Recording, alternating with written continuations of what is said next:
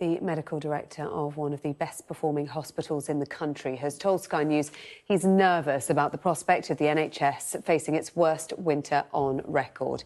That warning came as new figures show the health service is already struggling to cope with seasonal pressures. Well, joining us from Nottingham is NHS Dr Kishan Rees. Hello to you, Dr Rees. From your perspective, someone at the front line of this, tell us what it's like at the moment.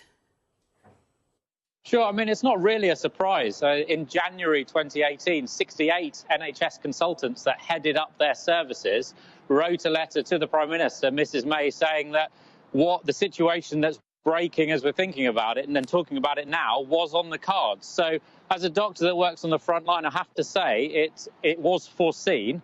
And it is a little bit disappointing that yet again it looks like we're in the position that we're going to be in, because flu hasn't hit yet.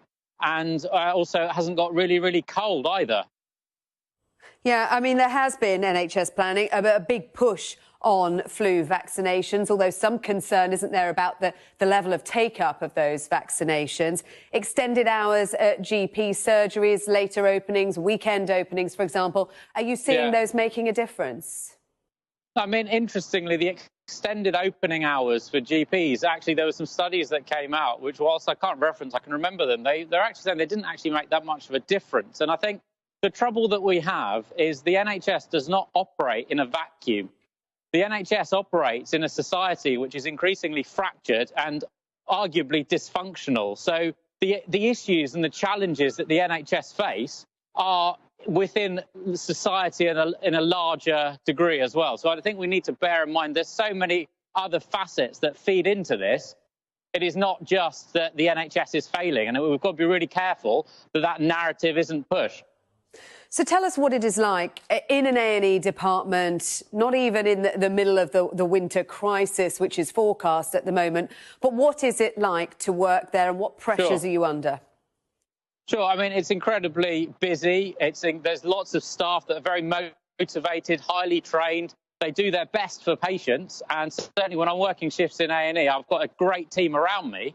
But one of the stats in the last month was 10,000 people waited, around 10,000 people waited half an hour with ambulance crews before being handed over to the A&E team. Now, what that is doing is that's putting pressure on the relationships between our valued paramedic colleagues and also the A&E team, the doctors and the nurses, because without more funding, what happens is that you get pressured to, I don't know, quicken handover, or let's move them out, and no longer cohorting patients. That means lots of your viewers will know if they've been unfortunate enough to go into A&E, they'll spend time on a hospital corridor.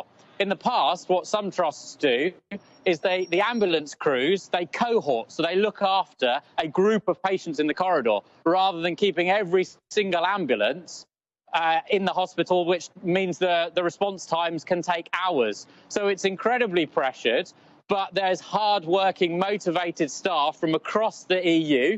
Lots of those colleagues are wanting to leave, which I'm absolutely gutted about. I don't blame them. And everybody's trying their best, but we need a political solution that is in the best interests of patients. Theresa May has announced extra funding for the NHS, an extra £20 billion by 2023. Yeah, that's not going to come into play this winter, is it? Well, I mean, if you cut, and then you bring funding back to the level that it was before, it's arguable as to whether that's actually extra money. And if we look at what other European countries spending as a percentage of GDP, we're actually lower down on the list for that. If it's a continued increase in funding, then yes, that's great, that's welcome, as long as that money is going in the right places. But no, I agree, you're right. This winter, it takes lots of planning and lots of preparation.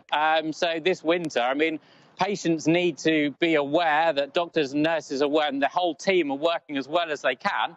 But it is a system that is under pressure. Not just about money, but is it about different way of thinking, more joined-up thinking between the NHS and social care, for example, in order to free up beds, getting people out of the hospitals? Yeah, no, 100%. There's blockages on the way in and there's blockages on the way out, and I completely agree with that. What we've got to be really careful with, though, with this pooled budgets and this combined budgets, is what we can't have is the public sector taking the risk and private corporations extracting profit at the expense of patient care. So yes, a joined-up service is great as long as patients are at the centre of it and are getting the best care that they need.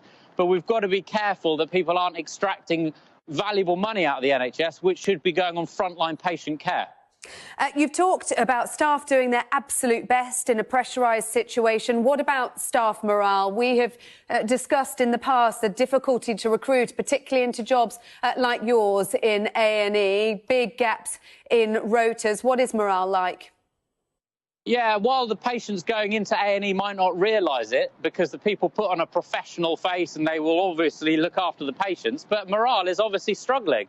The derisory pay rise that nurses were given and nurses were given came to like 34p for 6 months, which is shocking. Not that there's anything wrong with going off and working in Aldi as a manager, but a nurse would earn more as a manager in Aldi than they would doing the job that we need as a nurse. Levels of burnout and depression among doctors and nurses are very high. We've got 100,000 vacancies across the NHS, 10,000 of which are doctors. So, yeah, morale is, of course, difficult. The only reason I can remain upbeat and positive is because I do it part-time.